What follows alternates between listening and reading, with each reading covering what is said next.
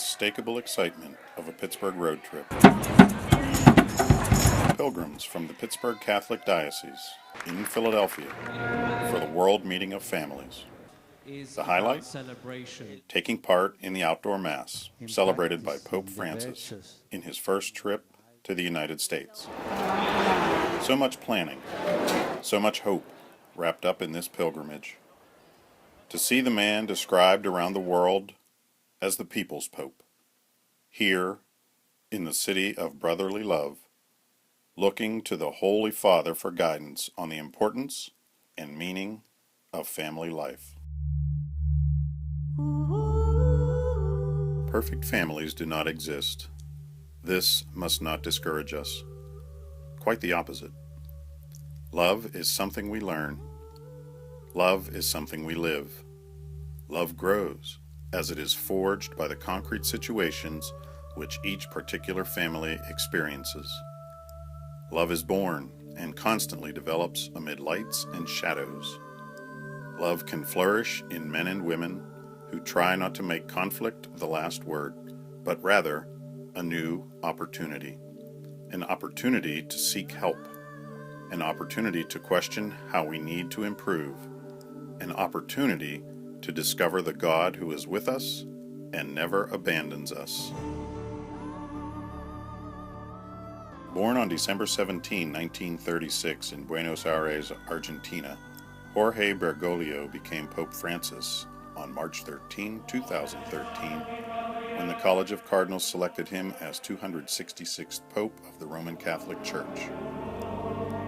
Many of his fellow cardinals and priests who worked with him in Argentina predicted Pope Francis would be a breath of fresh air for the universal church.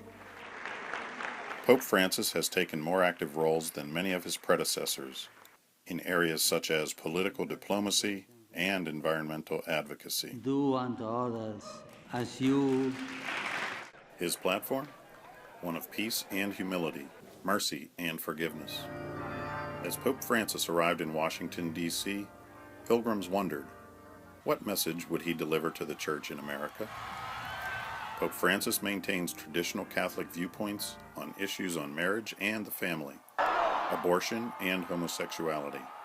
He preaches that the Catholic Church must remain open and welcoming with a focus on God's undying mercy, that we are all part of God's family. I feel like we have somebody who is one of us, and that means more than anything. He speaks to us in a way that has given us an understanding of what it means to just follow Jesus, to really be open and loving, being able to just proclaim the gospel by the way you look at somebody, by the way you smile, by the way you just tend to the cares of others. They do call him the People's Pope, and I agree with that completely. His willingness to go out and meet the people whom the Church serves as Vicar of Christ is an extreme example for us to follow. We are connected to Pope Francis, and I know that so many people from our 200 parishes said to me, when you see the Holy Father, just let him know that we support him and that we want to be loyal to him. We're one diocese out of the entire world, and we do draw our life from the leadership of Pope Francis, and I certainly try to model my own ministry after his. The World Meeting of Families was the reason Pope Francis agreed to come to America, but the Vatican organized other visits to Washington, D.C. and New York City before the Pope arrived in Philadelphia, giving millions of people a chance to catch a glimpse and be in the presence of the Holy Father. Among the jubilant pilgrims, groups of faithful Catholics from parishes throughout the Diocese of Pittsburgh, families, students, individuals, thousands of people from western Pennsylvania traveled east, each with different life stories, careers, and vocations, united in their faith and the hope in this papal trip. And I think people see him living what he calls calling us to live, and I think that's what's causing a lot of people to have a second thought about, well, maybe I need to come back to faith, maybe I need to come back to God, and maybe even come back to the Catholic Church. So in all of that, it's because Pope Francis identifies with all of us in all of our personal struggles, because he recognizes he has them as well too. Our diocese is doing so much right now to try to really move and grow the church alive, to bring it into this just glorious kind of like filled with excitement to proclaim the Lord and to share the love and to serve everywhere that we are. The Pittsburgh Pilgrims started their week at the Philadelphia Convention Center for the World Meeting of Families, a gathering featuring speakers and events all geared toward the celebration and building of the family in a Catholic setting. In order to prepare for an event of this size, the city of Philadelphia took strong security precautions, bringing in extra police forces and government security agencies including Homeland Security, TSA, and the FBI. Gates and security checkpoints were installed to shut down streets in downtown Philadelphia in preparation for the Pope's arrival on Saturday morning. Created by Pope John Paul II in 1994, the World Meeting of Families addresses the critical role that the family plays in society and offers opportunities for families to discuss the challenges and blessings that all families face. The 2015 World Meeting of Families took place from September 22nd through the 25th and concluded with the Papal Visit to Philadelphia on September 26th and 27th. Pilgrims from all over the world joined together in the city of brotherly love to profess their faith and celebrate the importance of family. We came with prayers back for our parish at home. I'm sure everyone has I don't think we had a major thing. I guess it could be, a grandparent or someone, but I feel like our family came as our parish. We had them on our shoulders and we were praying for them the whole time. It's always incredible to get a whole lot of Catholics together in one place, because I think it sort of galvanizes our commitment to our faith. So often when we live out in the world, we get criticized a lot. We experience different forms of anti-Catholic prejudice, and sometimes it can feel kind of alone. You can feel lonely or feel alone. So when everybody gets together, by the hundreds of thousands, I think it helps us to get a sense of the worldwide church, that there's really a lot of people in the world who have the same convictions that we do. And I think it just gives people a sense of strength and courage to go out in our culture, especially in America, and be strong witnesses of our faith and not be afraid to be who we are and to be confident in our convictions. With a lineup of dynamic speakers from all over the world, those in attendance celebrated the unity of the world's Catholic family.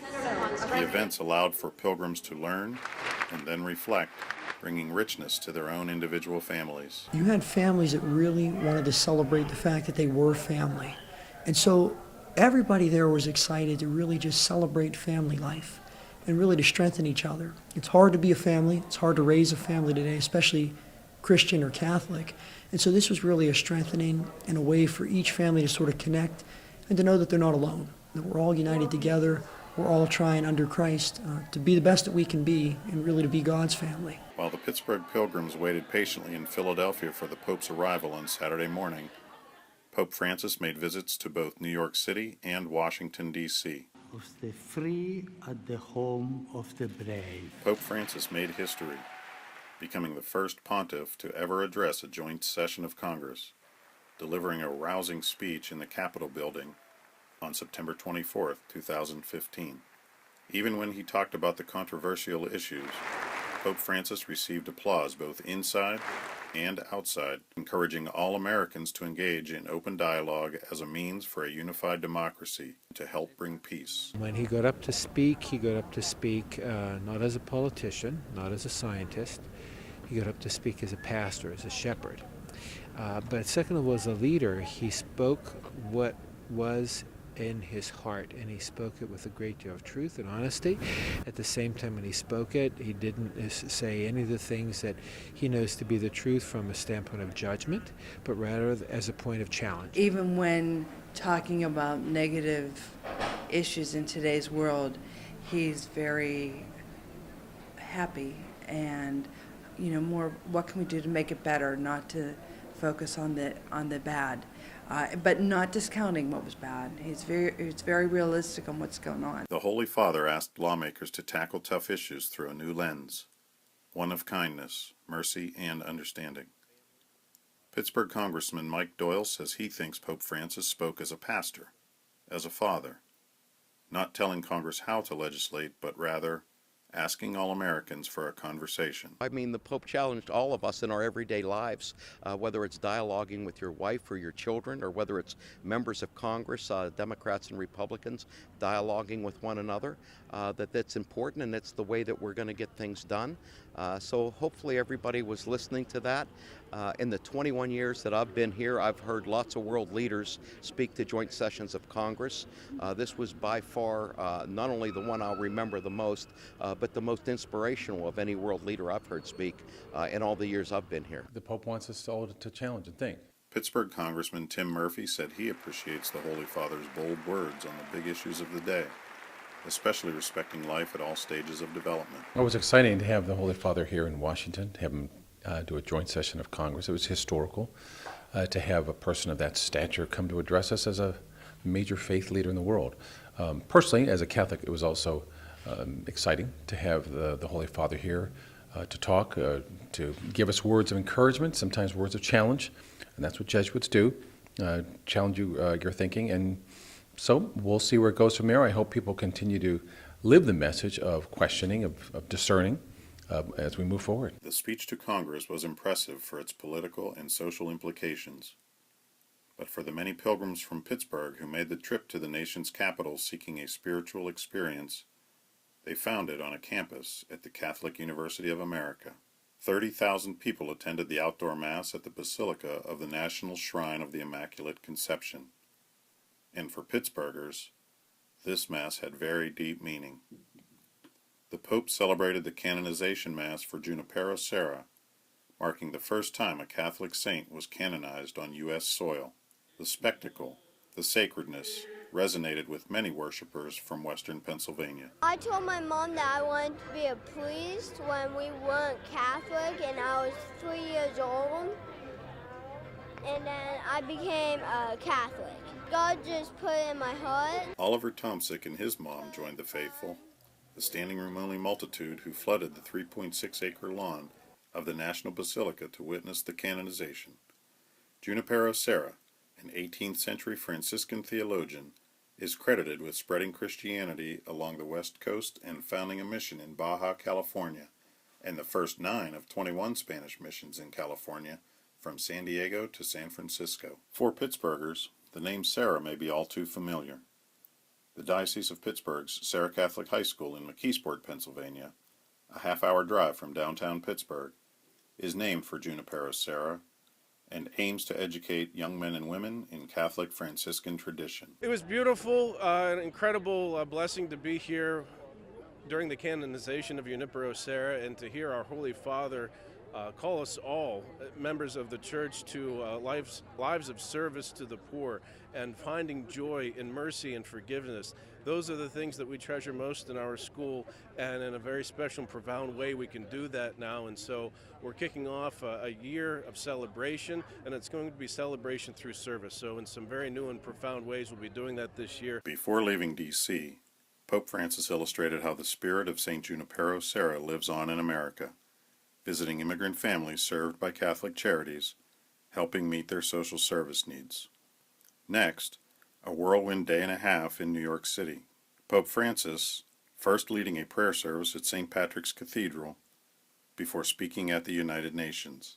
The Pope also visited a Catholic school in Harlem and held an ecumenical prayer service at Ground Zero in Lower Manhattan. Before leaving New York, the Holy Father filled Madison Square Garden for the Papal Mass, where Francis offered prayers in many languages, in the city that is the melting pot of America. For the rest of the nations. Meantime, hundreds of Pittsburgh pilgrims spent their days participating at workshops and lectures at the World Meeting of Families in Philadelphia.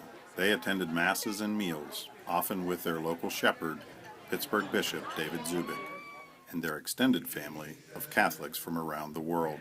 In preparing for Pope Francis's arrival, the Diocese of Pittsburgh spread good cheer by clothing and feeding the homeless in the streets of Philadelphia. We're not to exclude. We're to help welcome people in and be welcoming, be people of action. While many Pittsburghers enjoyed opportunities to spread their love and faith to the homeless community in hopes of changing or improving the lives of others, noticeable change occurred within the hearts of the pilgrims who made the journey with their own vocations and prayers in mind, many of which came in hopes of changing their own lives or the lives of those they love. I came here with my mom, and my mother, as I said, is 75, and she has stage 4 cancer, and is in the middle of chemo treatments, and she's like, we're coming to see the Pope. I'm like, okay, here we are, and we did. She's given up her cancer to God.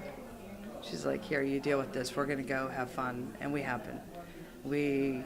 She's living life, and I'm along for the ride. Everyone should get to do this with their mom. With a week spent at the World Meeting of Families preparing their hearts for the arrival of the Holy Father, the Diocese of Pittsburgh and the city of Philadelphia were finally ready. The Papal Parade on Saturday night gave Pittsburgh pilgrims their first glance of Pope Francis, as anticipation built for the closing Mass Sunday morning on the Benjamin Franklin Parkway. On the day of the Mass, some waited upwards of 10 hours just to be close to the Holy Father, to have the opportunity to receive communion consecrated by him. During the Our Father, where everybody was, like right beforehand, you still had people who were chatty or moving. Everybody stopped.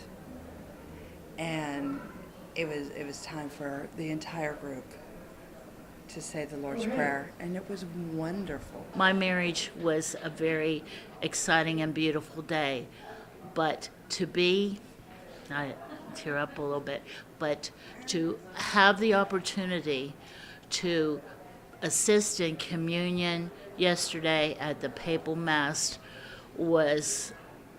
it topped my wedding day. It topped my wedding day, and my husband and I have been married 45 years, and this pilgrim journey was our gift to one another as our 45th wedding anniversary. For this group of faithful Catholics, this trip proved to be more than just a week removed from the banality of their regular routine. More than a vacation, more than a retreat. Prayers were offered, silently and out loud. Friendships were forged. Faith was enlivened and spread, and not one pilgrim could say that they left Philadelphia without something gained. We've got to recognize the brokenness that's in us, and at the same time we have to be able to view the world not from our perspective, not from our wants and desires and our power and our prestige and our popularity, but look at it from the perspective of how we can be better servants to others. Saying yes to the pilgrimage of a lifetime was saying a yes to inevitable change. A positive change. A change of heart for some. A change in perspective for others. A change in their own faith story. I think it's, that we're to be messengers of mercy, that we're to start with our homes, our families. If you can't show love or forgiveness or mercy there, how can you show it anywhere else? But if there's anything I think he preached, and he's preached his whole papacy, it's to be disciples of mercy, people that show the love of God, that show the forgiveness of God to everybody that they meet. Whenever these Pittsburgh pilgrims look back on their journey to Philadelphia, their personal journey to see the man described as the people's pope, they will likely remember the Holy Father's call to serve all. I just really hope that the people that were here from Pittsburgh will go back and try to carry the spirit of this week back to the diocese and recognize how important the mission of families is to other families.